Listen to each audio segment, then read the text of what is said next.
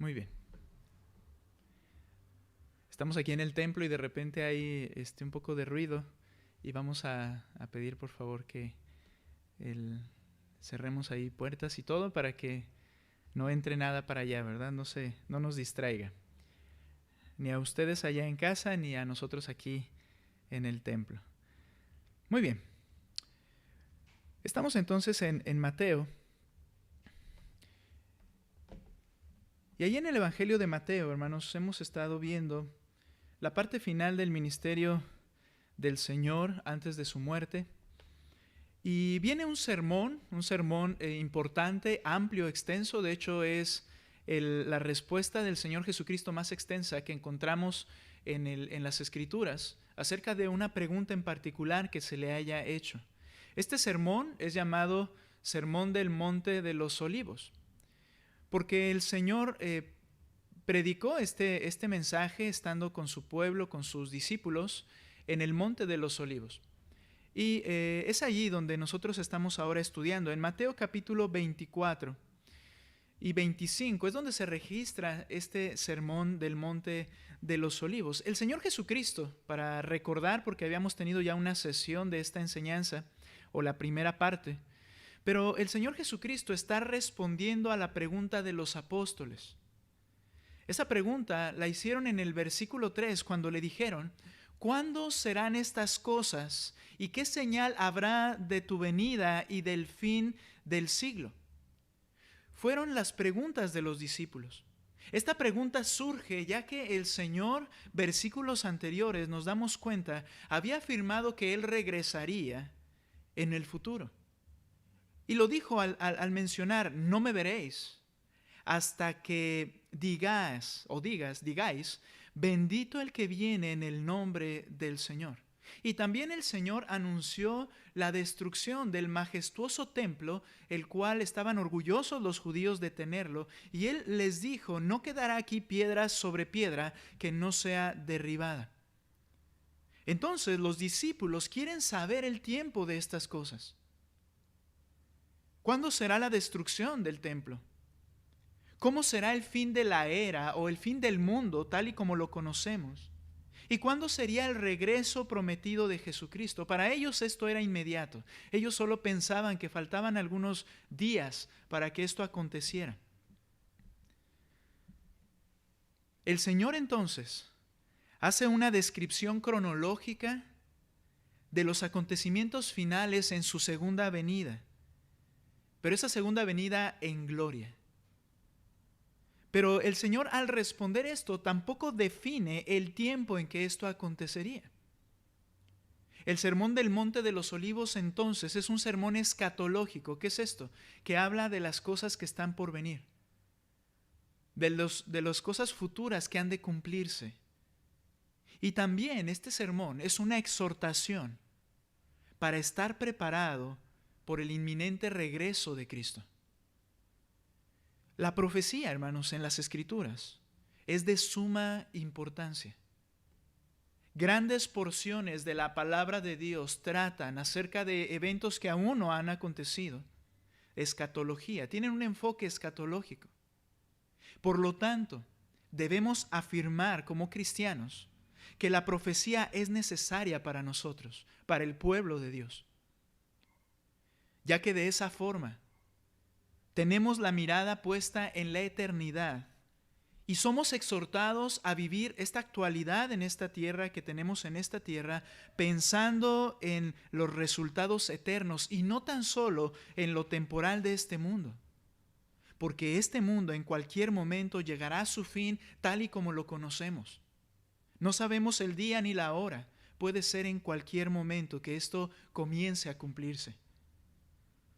La profecía entonces se convierte para el creyente en una realidad del plan soberano de Dios y la evidencia genuina de fe, ya que el creyente está convencido de lo que aún no se ve, porque cree que el que lo prometió y lo dijo es verdadero.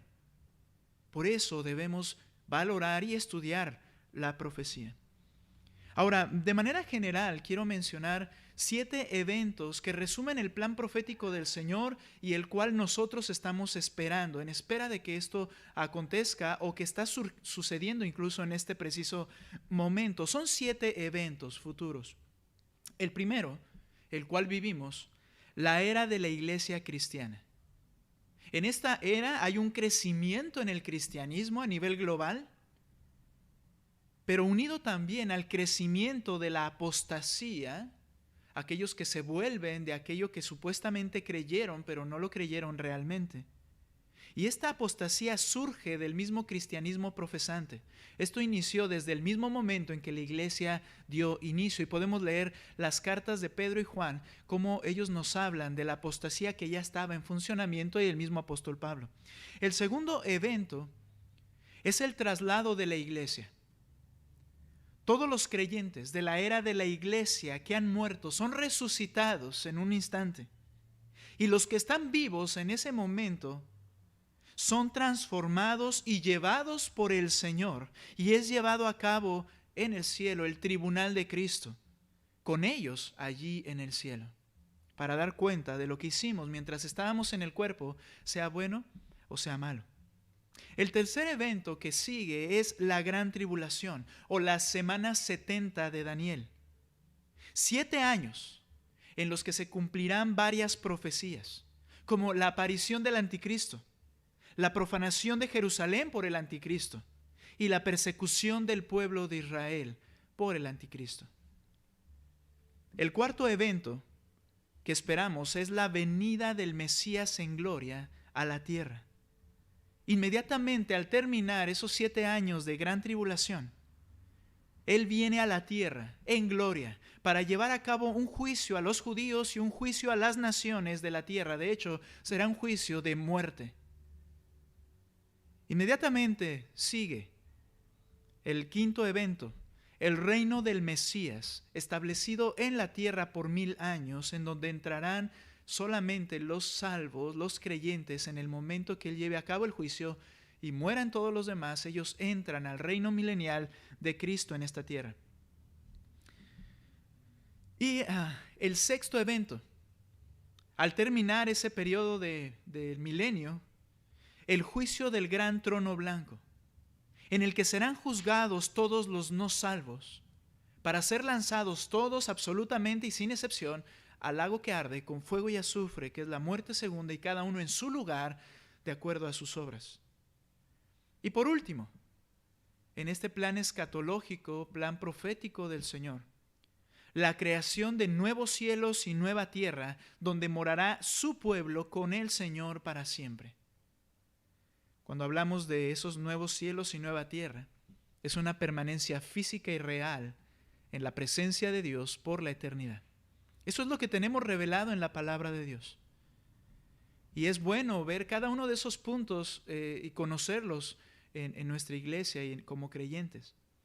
Pero ahora en este plan escatológico, en este plan profético de cumplimiento del Señor, estamos en lo que el Señor respondió, y particularmente Él se refirió a 2 aspectos aquí.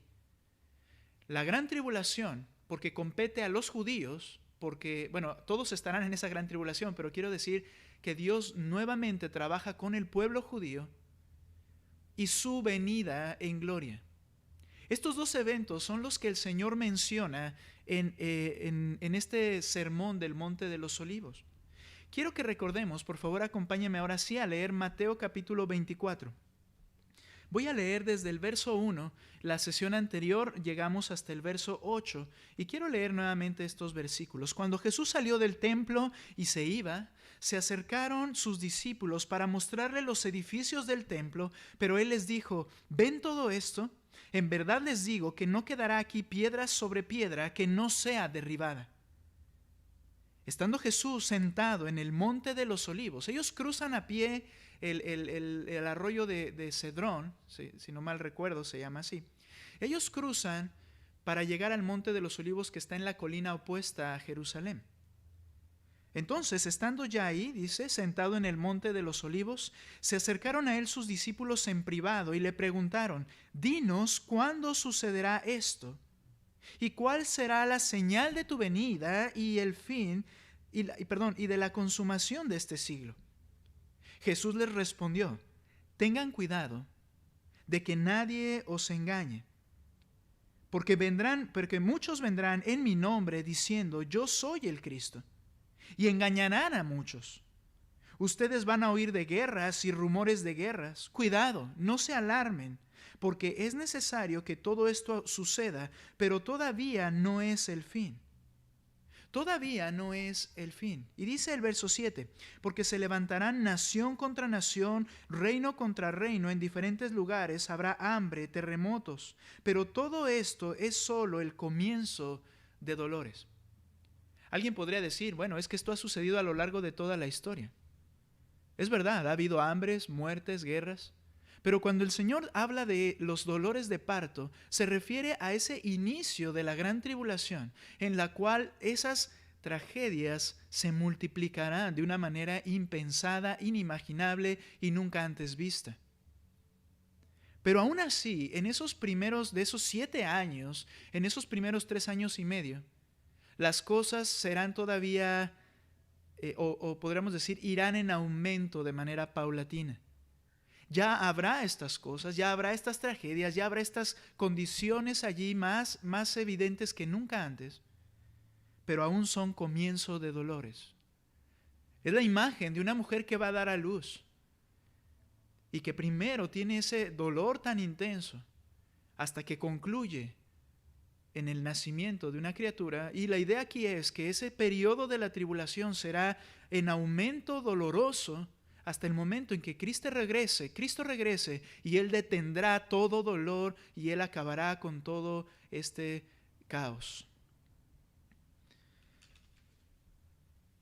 Esos primeros 3 años y medio son los dolores de parto. Y quiero recordarles que el Señor Jesucristo está hablando a judíos y con la intención de hablar a judíos en el futuro también. Por ello, en todo esto vamos a darnos cuenta cómo Dios vuelve a trabajar con el pueblo, cómo es el cumplimiento de esas semanas 70 con su pueblo Israel que profetizó Daniel. Mencionamos algunas de esas cosas en la sesión anterior. Pero dice el Señor, son dolores, principios de dolores de parto. Entonces, como mencioné, la gran tribulación se refiere a los acontecimientos que se desarrollarán en la última semana de 7 años, que anticipan el regreso en gloria del Señor Jesucristo y el fin del mundo, tal y como lo conocemos ahora. En los primeros 3 años y medio comenzarán a haber catástrofes a escalas universales, principalmente en cuanto a la naturaleza, rumores de levantamientos bélicos entre naciones, pero parecerá que todo se encuentra en cierta paz. De hecho, más que nunca, entre las naciones habrá una promoción de la paz, principalmente por el anticristo, para hacer que todos puedan estar unidos, en realidad, contra Dios. Gobernar este hombre, guiado por Satanás, toda la tierra. Pero la naturaleza comienza a salirse del control humano. Un gran número de estudiosos de escatología sugieren que el Señor se refiere en los primeros versículos a los 3 años y medio de la gran tribulación, es decir, del verso 4 al verso 8, los primeros 3 años y medio llamados dolores de parto. Y a partir del verso 9 al 26, a los 3 años y medio finales, hasta el momento de la aparición en los cielos del Mesías. Ahora entonces veremos cómo el Señor habla del desenlace de esa semana profetizada por Daniel. Y nuestro tema en el Sermón del Monte de los Olivos, lo que ahora veremos como un subtema, ¿verdad? Es el ataque final contra Jerusalén y la venida del Mesías. El ataque final contra Jerusalén y la venida del Mesías. Los 3 años finales de la gran tribulación. Y en estos 3 años finales, note por favor lo que acontecerá. Dice el versículo 9. Entonces, los entregarán a tribulación y los matarán. Y serán odiados de todas las naciones por causa de mi nombre. Particularmente recuerde que se está dirigiendo a los judíos. Son creyentes judíos ahora, porque dice que es por causa de mi nombre. Judíos que han entendido quién es Cristo y que ellos comienzan a ser perseguidos por todas las naciones por causa del nombre de Cristo. Muchos, verso 10, se apartarán de la fe entonces y se traicionarán unos a otros y unos a otros se odiarán. Se levantarán muchos falsos profetas y a muchos se engañarán. Y debido al aumento de la iniquidad, el amor de muchos se enfriará. Y veíamos este pasaje en el contexto anterior, aplicándolo a la vida del creyente. Porque dice aquí, el amor de muchos se enfriará. Pero hay un contraste entre el verso 12 y el verso 13. Pero el que persevere hasta el fin, éste será salvo. Ese amor que se enfría es de supuestos creyentes judíos. Y podemos extenderlo a los creyentes en general en ese momento. Que decían ser creyentes, pero su amor se enfriará. Pero hace un contraste y dice, pero los que perseveran hasta el fin, esos serán salvos. Y se refiere a la fe genuina del creyente que permanece para siempre. No que las obras van a salvar, como algunos sugieren, que en el tiempo de la gran tribulación la salvación será en base a su perseverancia. No es así, jamás ha sido así, y la salvación es por gracia, no por obras. Lo que sucede es que al estar en un genuino caos, se hará evidente quiénes son los genuinos creyentes que a pesar de estar sufriendo permanecen. Y quiénes no, y comienzan a delatar a los que sí son, para que el anticristo les asesine. Y entonces, dice el verso 14, y este evangelio del reino se predicará en todo el mundo como testimonio a todas las naciones, y entonces vendrá el fin. Estos últimos versos hablan de manera general hasta el fin, la venida de Cristo. Y hay una hermosa enseñanza acá también. El evangelio penetrará a cada rincón. Ahora, note por favor, ¿en qué momento parte estos 3 años y medio en los cuales había aparente paz y de repente un completo ataque directo contra los creyentes judíos y en general contra los creyentes de parte del mundo gobernado por este hombre? Dice el versículo 15, note, por tanto, cuando ustedes vean la abominación desoladora de que se habló por medio del profeta Daniel, colocada en el lugar santo, y el que lee que entienda, entonces los que estén en Judea huyan a los montes. En este ataque final contra Jerusalén surge la traición del anticristo. El anticristo es mencionado y su obra como la abominación desoladora. Esta frase es usada en Daniel, es la profecía de Daniel. En Daniel 9:27 nos muestra que el anticristo se mostrará amigable con el pueblo judío y con el mundo en general. Note por favor Daniel capítulo 9, particularmente con el pueblo judío, él hace un pacto. Daniel 9:27, si tiene su Biblia ahí, le invito a que lo tenga. Y dice lo siguiente en el verso 27, y él hará un pacto firme con muchos por una semana, recuerde, 7 años. Hará un pacto firme con muchos por una semana, pero a la mitad de la semana pondrá fin al sacrificio. Esto nos indica que el templo de Jerusalén ya está en funcionamiento, que los judíos ya están llevando a cabo su religión de manera normal con los sacrificios del Antiguo Testamento, pero a la mitad de la semana, 3 años y medio, él hace que se detengan abruptamente. Pondrá fin al sacrificio y a la ofrenda de cereal, dice mi versión. Sobre el ala de abominaciones vendrá el desolador, hasta que una destrucción completa, la que está decretada, sea derramada sobre el desolador. Él entonces detiene y comienza a llevar a cabo un ataque contra los que no se afilian a él. Y él hace que en el lugar santo, él se proclama como Dios, erige una imagen, algo abominable para los judíos, pero ya que esa imagen tiene capacidades poderosas dadas por Satanás, muchos judíos caen rendidos pensando que es verdaderamente el Mesías o Dios.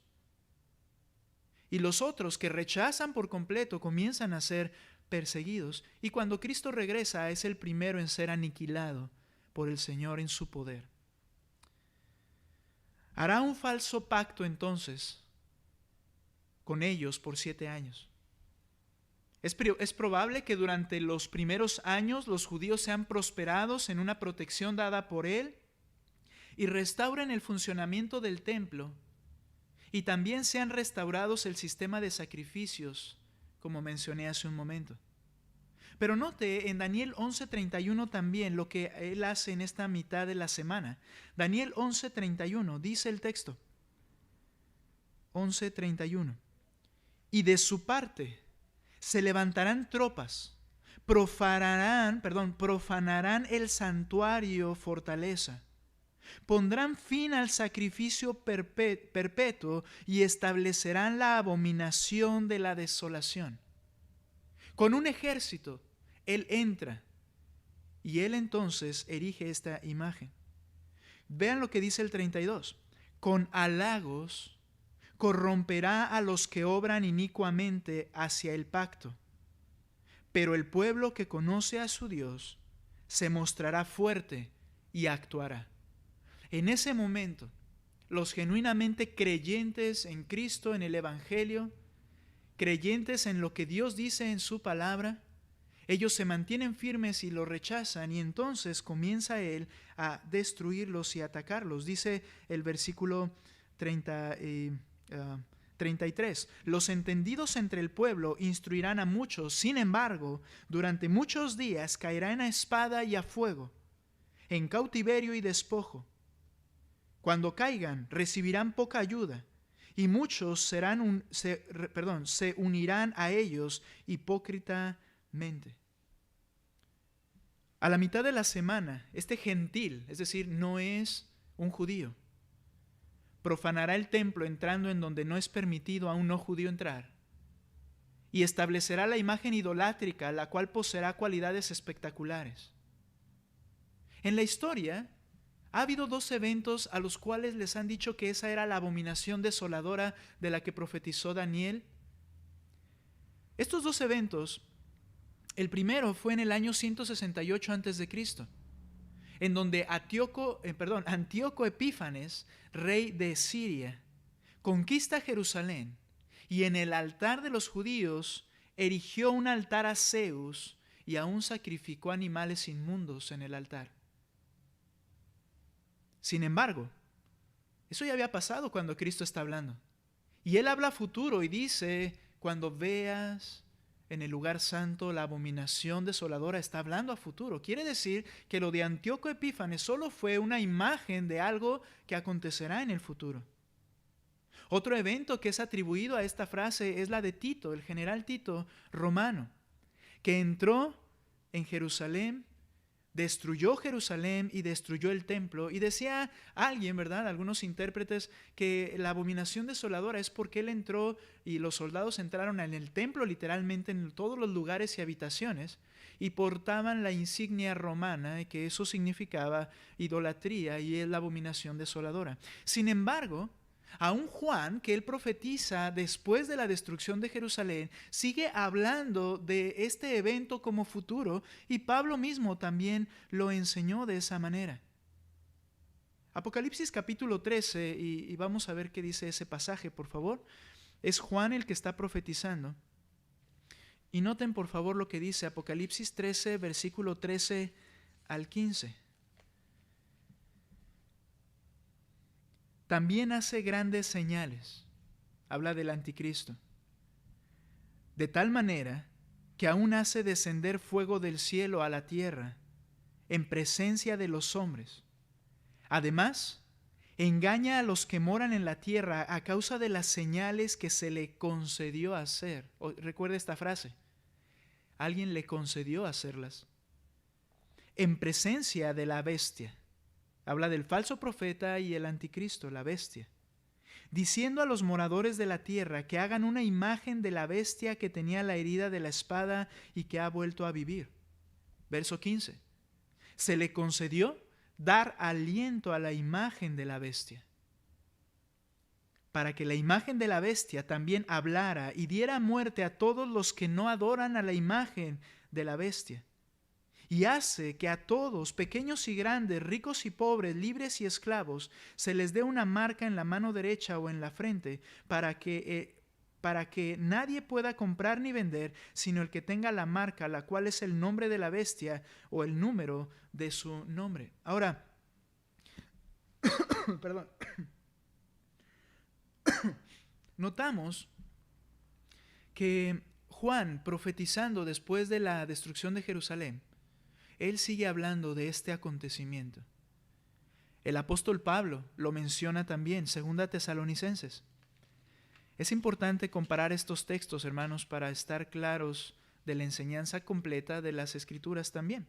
2 Tesalonicenses 2, Pablo dice, versículo 3 y 4, que nadie los engañe en ninguna manera, porque no vendrá, se refiere a la venida de Cristo en gloria, sin que primero venga la apostasía y sea revelado el hombre de pecado, el hijo de perdición. Este se opone y se exalta sobre todo lo que se llama Dios o es objeto de culto, es decir, él se proclama Dios. De manera que se sienta en el templo de Dios presentándose como si fuera Dios. Presentándose como si fuera Dios. Es ahí donde él profana el templo.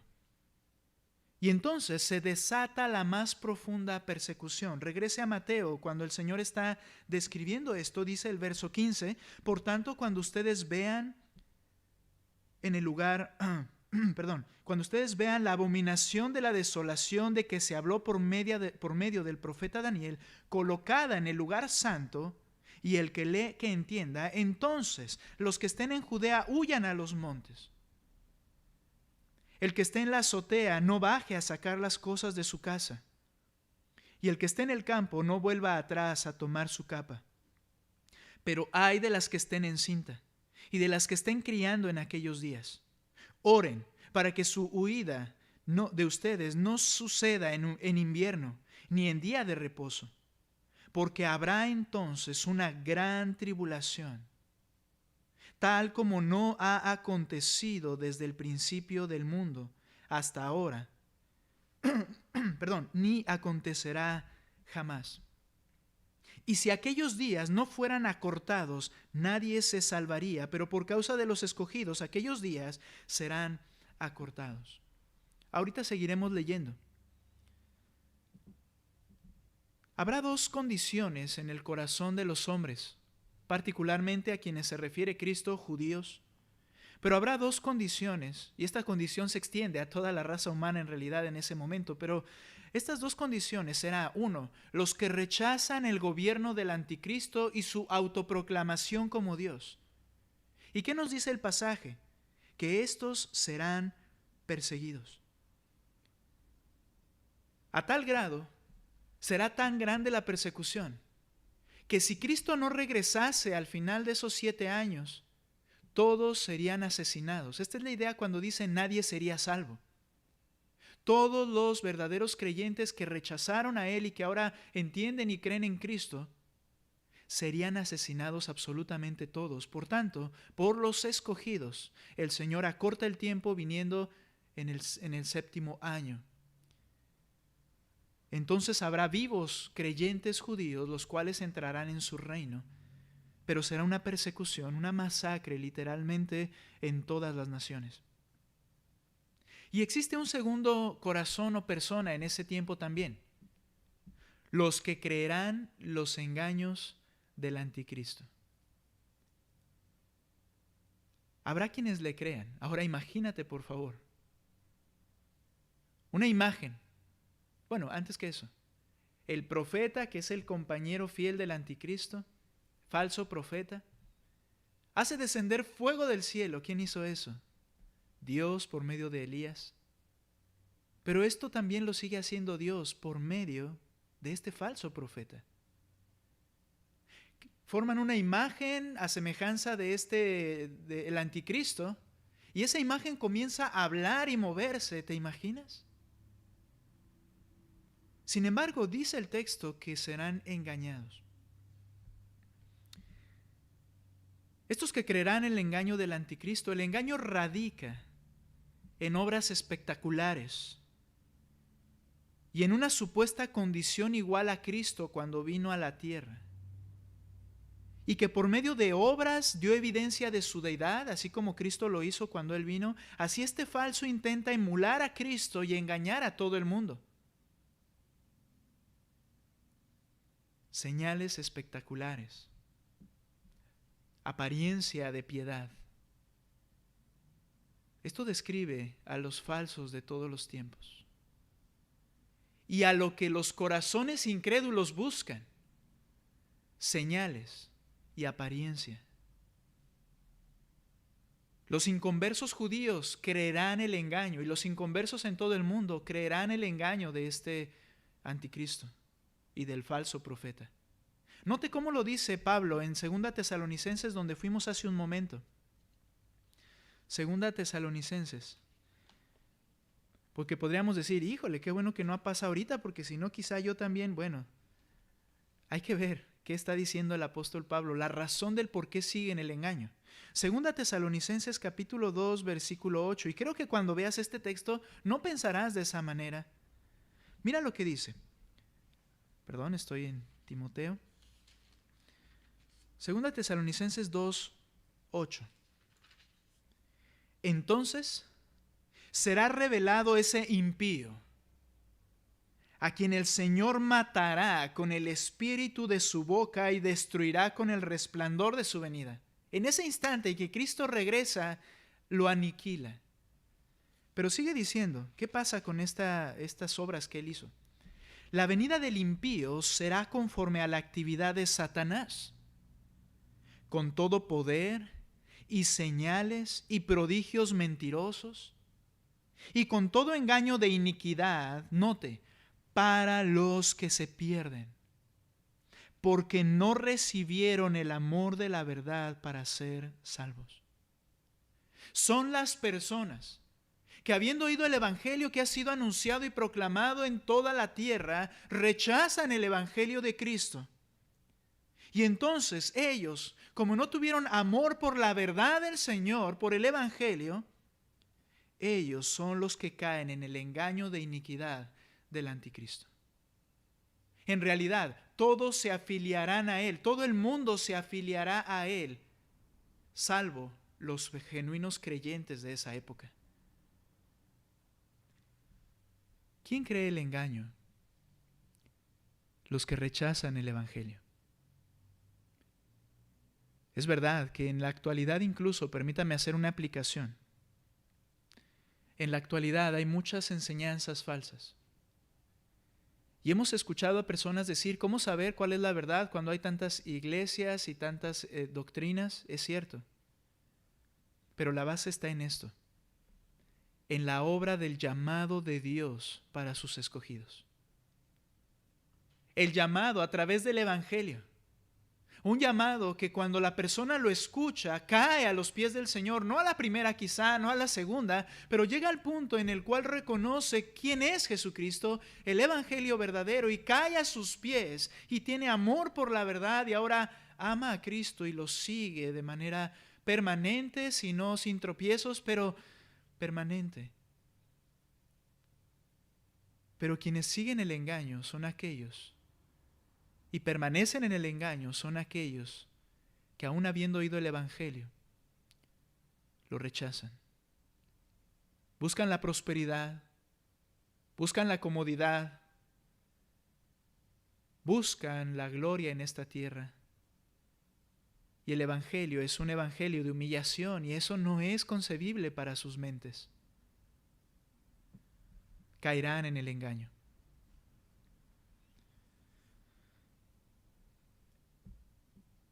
Los inconversos judíos creerán el engaño. Y mire, sigo la lectura allí donde estamos en 2 Tesalonicenses. Termina el verso 10 diciendo, porque no recibieron el amor de la verdad para ser salvos. 11. Por esto, vean de quién viene el gobierno en todos los tiempos. Por esto Dios les enviará un poder engañoso para que crean en la mentira, a fin de que sean juzgados todos los que no creyeron en la verdad, sino que se complacieron en la iniquidad. Este poder engañoso que hace que sea tan, ¿cómo se dice? Que convenza tan fácilmente, tan creíble todo lo que este hombre ya dice y hace, es algo otorgado por Dios para los que rechazan el Evangelio, para que caigan engañados y entonces queden sujetos al juicio que vendría cuando el Señor regresa a la tierra. Él llevará a cabo un juicio contra todas las naciones y contra los judíos que no creyeron en Él. Es aquí, en este periodo, cuando los engañados delatarán a los genuinos creyentes para que sean castigados, como leímos al principio. Pero estos, los genuinos creyentes, perseverarán en su fe aún a pasar de pasar por estas situaciones. Y el Evangelio penetrará a cada parte y cada rincón del planeta. Cuando el Señor dice que habrá testimonio en todas las naciones, ese término testimonio se refiere no solo a que escucharon, sino que se refiere a que ahora no tienen excusa. Ahora hay un testigo que los declara culpables. ¿Cuál es este? El Evangelio que oyeron. Todos lo oirán, todos lo conocerán y no tendrán excusa de ninguna manera. Nunca la tuvieron. Pero ahora hay un testigo más. El Evangelio lo escucharon. Y estará ese testigo en su contra. 3 años y medio de un ataque feroz contra los creyentes. Y entonces, esto se concluye, termina, se detiene con la aparición, la venida del Mesías. El Señor Jesús explica, ya que habrá falsos maestros, profetas, engañadores, principalmente el anticristo y el falso profeta, pero dice que vendrán muchos y que ellos mostrarán una apariencia como de que son el Cristo. El mismo, como mencioné, el anticristo hace milagros y se aparece como esos milagros como evidencia de que Él es Dios. Pero entonces el Señor les explica que su venida no será como la venida primera. De manera incógnita, desconocido, no será de esa manera. Explica que su segunda venida será muy distinta a la primera, en la que vino como siervo humilde, en un desconocido establo en Belén y rodeado de paja, animales, sus padres sencillos y un grupo de pastores de la región. No será de la misma manera, para que no haya quien los engañe. La venida de Cristo será, si podemos decirlo de una manera, sumamente espectacular. Todos lo verán. Habrá una señal mundial que no nos dice cómo será o qué será, a qué se refiere, pero que en todo el planeta verán todos la señal cuando Cristo, que anticipa cuando Cristo aparezca en los cielos. Note lo que dice, por favor, versículo 23. Quiero seguir la lectura allí en Mateo 24, 23. Entonces, si alguien les dice, vean, miren, aquí está el Cristo. De manera incógnita nació, vivió, pero aquí está, ahora ven y conócelo. O allí está, no lo crean. Porque se levantarán falsos cristos y falsos profetas y mostrarán grandes señales y prodigios. Nuevamente, es verdad que ha habido a lo largo de la historia, y lo seguirá habiendo, personas que han engañado a muchos diciendo que son Cristo. Sin embargo, esto será algo en aumento y tan claro en ese periodo final, que harán grandes señales. Ya vemos el mismo anticristo y el falso profeta. Grandes señales y prodigios para así engañar, de ser posible, aún a los escogidos. Es decir, serán señales tan espectaculares las que harán, que podría, que la intención, mejor dicho, es engañar incluso a los escogidos, pero esto no es posible, como ya vimos. Ellos rechazarán porque creen el Evangelio. Verso 25, vean que se lo he dicho de antemano. Por tanto, si les dicen, miren, Él está en el desierto, no vayan. O miren, Él está en las habitaciones interiores, se refiere en el templo, no les crean. porque así, note, como el relámpago sale del oriente y resplandece hasta el occidente. Escucha, ¿has visto un relámpago? Yo sé que sí. Y cuando un relámpago aparece, parece que inicia en un punto, pero recorre todo el firmamento. Esto implica que es visto por muchos, ¿verdad? Y utilizando esta imagen habla de la señal que vendrá, que no sabemos cómo será, pero que todo el planeta la verá. Todo el planeta la verá. Porque así como el relámpago sale del oriente y resplandece hasta el occidente, así será la venida del Hijo del Hombre. Donde esté el cadáver, allí se juntarán los buitres. Pero inmediatamente, después de la tribulación de esos días, el sol se oscurecerá, la luna no dará su luz, las estrellas caerán del cielo y las potencias de los cielos serán sacudidas. Ahorita explicamos esto, pero dice el 30, entonces aparecerá en el cielo la señal del Hijo del Hombre. Nuevamente, la señal del Hijo del Hombre. Y todas las tribus de la tierra harán duelo y verán al Hijo del Hombre, vean, que viene sobre las nubes del cielo con poder y gran gloria. Así será su segunda venida. No podemos determinar cuál será la señal. Algunos dicen, bueno, la señal es en sí Él mismo viniendo en las nubes. Otros que habrá una señal previa, que todos se darán cuenta y entonces Él aparecerá en las nubes. Cualquiera que sea esto, su venida no será en nada semejante a la primera venida. Él vendrá en toda gloria y poder. Vendrá sobre las nubes. Nota por favor la referencia en Apocalipsis capítulo 19, verso 11 y al verso 21. Apocalipsis 19. Lo leo de manera corridita. 19:11. Vi el cielo abierto y apareció un caballo blanco. El que lo montaba se llamaba Fiel y Verdadero.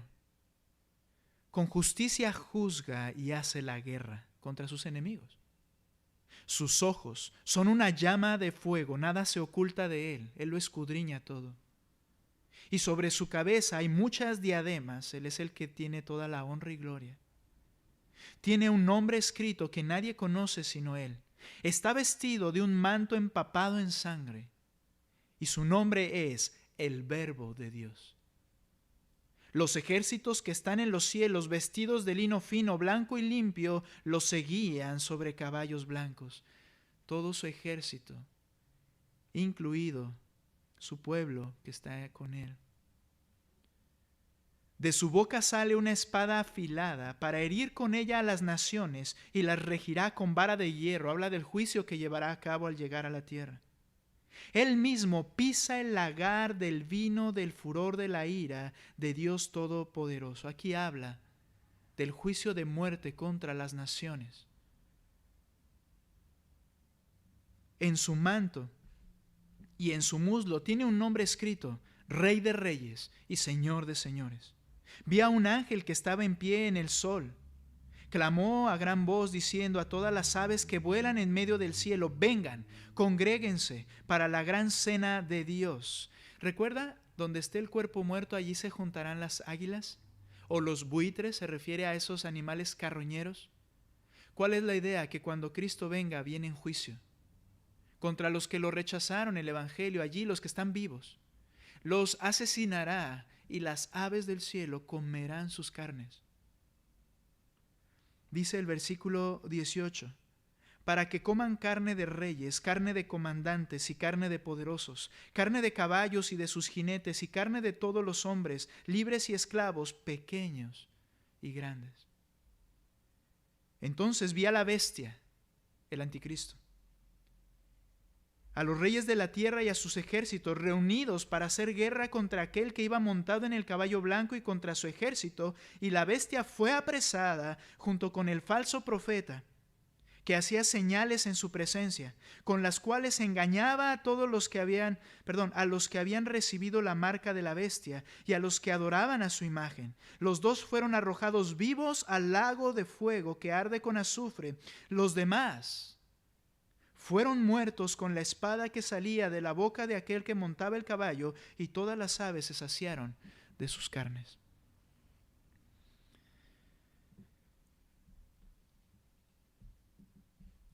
Estos juicios que llevará el Señor al llegar a la tierra, mencionados en Apocalipsis y en el Sermón del Monte de los Olivos,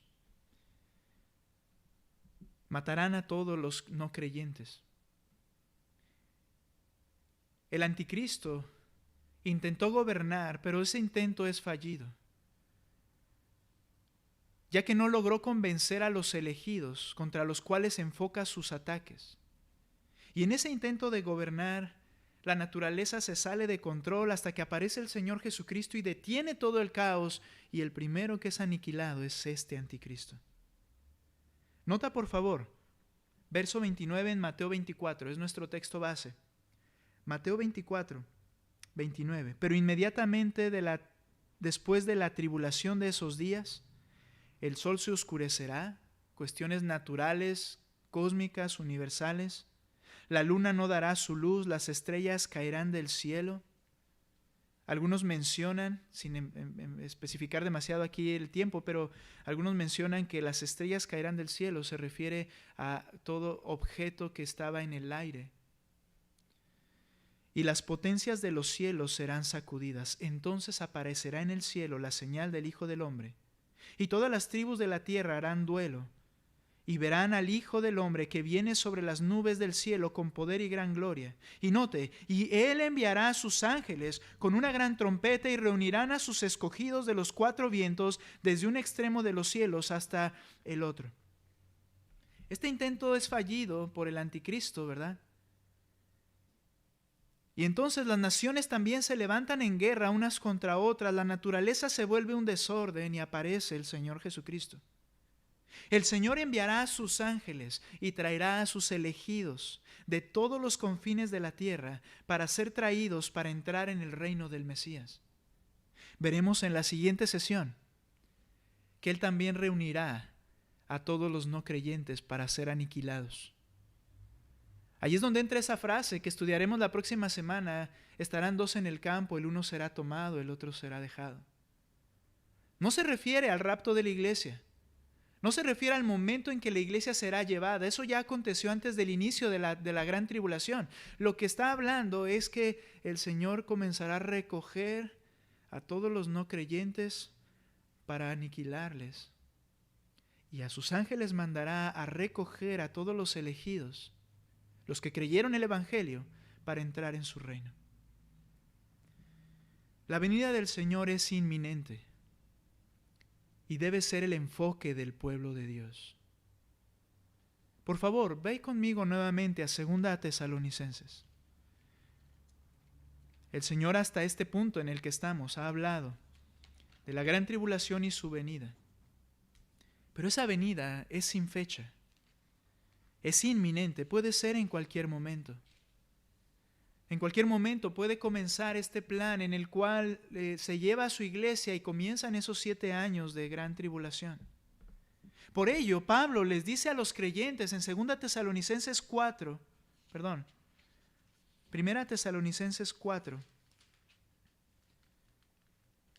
versículo 13. Pero no queremos, hermanos, que ignoren acerca de los que duermen. Recuerden, el primer evento que esperamos es el traslado de la iglesia. Para que no se entristezcan como lo hacen los demás que no tienen esperanza. Porque si creemos que Jesús murió y resucitó, así también Dios traerá con Él a los que durmieron en Jesús. Por lo cual les decimos esto por palabra del Señor, que nosotros, los que estemos vivos y que permanezcamos hasta la venida del Señor, no precederemos a los que durmieron. El apóstol les está diciendo que debemos recordar la esperanza que hay en nosotros. Los demás no tienen esperanza, pero nosotros tenemos nuestra esperanza en Cristo, por su perdón y promesa. Y entonces contemplamos la eternidad, no como aquellos que no tienen esperanza. Este mundo se enfoca en lo terrenal. De hecho, allí cuando el Señor dice que vendrá el desastre, cada uno estará haciendo lo que le gusta hacer o lo que está haciendo normalmente, sus trabajos, sus hogares, pero no tienen en mente la eternidad. Dice Pablo, no te comportes como los que no tienen esperanza. Viene la muerte de un creyente, que es lo que está tratando Pablo aquí. ¿Por qué te entristeces? Obviamente es natural que haya tristeza, pero te entristeces como si todo hubiera acabado. El creyente, en medio de un mundo de enfermedad y de muerte, angustiado por la muerte, ¿qué no tienes esperanza? ¿Qué no entiendes que la vida que tienes en esta tierra la tienes para vivirla para su gloria? Pero te comportas como los que no tienen esperanza. El consuelo del cristiano radica en las promesas eternas de Dios y no en la prosperidad de este mundo.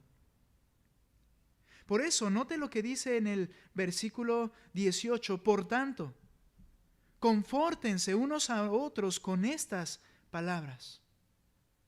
Es decir, la eternidad y la venida de Cristo es inminente. ¿Por qué dijo eso? Note verso 16. Pues el Señor mismo descenderá del cielo con voz de mando, con voz de arcángel y con trompeta de Dios, y los muertos en Cristo se levantarán primero. Entonces nosotros, los que estemos vivos y permanezcamos, seremos arrebatados juntamente con ellos en las nubes, al encuentro del Señor en el aire, y así estaremos con el Señor siempre. Aquí hay una diferencia entre su segunda venida en gloria y el arrebatamiento, el traslado de la iglesia. Porque si notamos, cuando Cristo venga, dice que Él estará en la tierra y traerá a sus escogidos, allí donde Él está. Pero en este punto dice que es en el cielo en el cual recibiremos al Señor y estaremos a partir de ahí para siempre con Él. Esto es el traslado de la iglesia, que será inminente. Bien, si esto tienes en mente, esto te va a consolar en momentos de dificultad. Por eso dice el 18, por tanto, confórtense unos a otros con estas palabras. Hay dolor, sí. Hay enfermedad, sí. Hay muerte, sí. Bien, Cristo viene. Y tienes que esperarlo, porque en cualquier momento te llamará y te pedirá cuenta. Por la eternidad vivirás con Él en esperanza, gozo, porque somos sus hijos. No debemos enfocarnos en esta tierra. Y luego dice en el versículo 1 del capítulo 5, ahora bien, hermanos, con respecto a los tiempos y a las épocas, no tienen necesidad de que se les escriba nada, pero ustedes mismos saben perfectamente que el día del Señor vendrá así como ladrón en la noche, que cuando estén diciendo paz y seguridad, entonces la destrucción vendrá sobre ellos repentinamente como dolores de parto a una mujer que está encinta y no escaparán.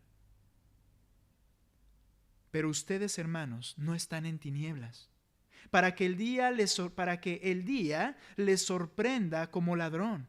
Porque todos ustedes son hijos de luz e hijos del día, no somos de la noche ni de las tinieblas, por tanto no durmamos como los demás, sino estemos alerta y seamos sobrios. Sino estemos alerta y seamos sobrios. El creyente, por tanto, debe velar, que es estar alerta. Y ser sobrio. ¿Qué quiere decir esto? Esto se refiere a no permitir que nada de este mundo gobierne o domine mi vida. El trabajo, la escuela, las actividades, la familia, los placeres. Que nada te gobierne. Lo que debe gobernarnos es la mente de Cristo. Lo que debemos buscar es el reino de Dios. Y todas esas cosas que yo necesite, el Señor las provee. No permitir que nada gobierne, nada de este mundo gobierne o domine mi vida. Todo lo que hagamos o dejemos de hacer en esta tierra tiene repercusiones eternas y no debemos olvidarlo. Cristo viene. Y el amor y la confianza del creyente en la palabra de Dios son la coraza del creyente, y la salvación debe permear y guardar nuestros pensamientos. Somos salvos por gracia. Note cómo lo dice en el verso 6, sigo la lectura. Por tanto, no durmamos como los demás, sino estemos alerta y seamos sobrios. Porque los que duermen de noche duermen, y los que se emborrachan de noche se emborrachan. Es decir, es el tiempo para esas cosas, pero para los que están muertos, dormidos. Pero puesto que nosotros somos del día, seamos sobrios. Nuevamente, no permitas que nada te gobierne. Habiéndonos puesto la coraza de fe y del amor. Esto debe identificar nuestro andar en esta tierra. Nuestra confianza inamovible en las promesas del Señor y nuestra actitud y andar en amor para con los demás y amor principalmente para con nuestro Señor Jesucristo. Dice, y por casco, la esperanza de la salvación. Eso es lo que debe gobernar mi mente. Eso es lo que debe permear mis pensamientos. La salvación que ya tengo en Cristo y que es eterna.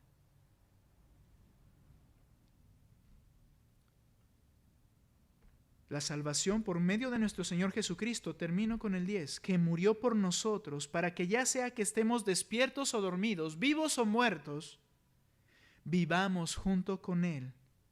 Por tanto, confórtense los unos a los otros y edifíquense el uno al otro tal como lo están haciendo. Hermanos, debemos poner la mirada en la eternidad. ¿Estás listo para ver cara a cara a tu Creador? Las Escrituras enseñan que si no has entregado tu corazón a Cristo en arrepentimiento y fe, entonces ese encuentro será catastrófico porque será para juicio y condenación de tu alma. Necesitas creer el Evangelio. Necesitas creer el Evangelio que anuncia la salvación por medio de Jesucristo, que es el amo y dueño de tu vida, y venir en arrepentimiento y fe a sus pies. Si esto no ha acontecido a tu vida, si no amas el Evangelio y a Cristo, no has venido arrepentido, entonces no estás listo en este sentido. Porque cuando Él venga, será para juicio a tu vida. Creyente, ¿estás observando el inminente regreso de Cristo por ti? Esto nos llena de gozo, pero también nos recuerda cada día que debemos levantar nuestros ojos de esta tierra y buscar el reino de Dios y su justicia a cada paso.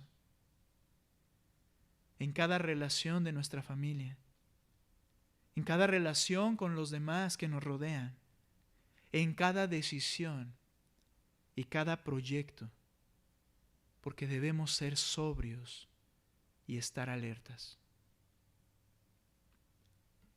El Sermón del Monte de los Olivos nos advierte y nos exhorta, y continuaremos estudiándolo. Vamos a orar. Señor, yo te ruego por nuestros corazones.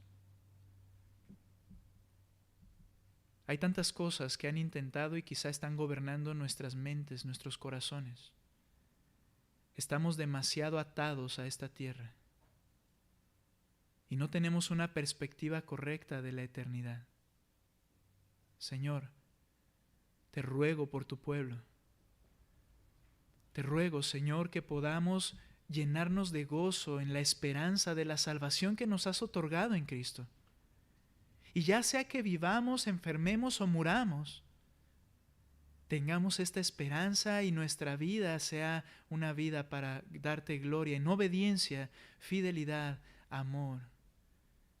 Señor, yo te ruego, Padre, que nos despojemos de todas estas cosas que nos atan. Ayúdanos. Que propiamente no son malas, pero nos hacen olvidar la eternidad. Te ruego, Padre, por tu pueblo. Y ruego, Señor, por aquellos que consideran que cuando vengas tú, cuando se presenten ante ti, ya sea por la muerte o porque comience tu plan profético en este instante, piensan que saldrán bien librados porque se creen buenos. porque no han venido arrepentidos y no han reconocido que merecen el infierno a causa de su pecado y su ofensa delante de ti. Señor, así como nosotros un día, atráelos a tus pies. Pido por nuestros hijos, pido por nuestros seres amados. Gracias, mi Dios, por tu palabra. Te alabamos, te bendecimos en el nombre de Cristo Jesús. Amén.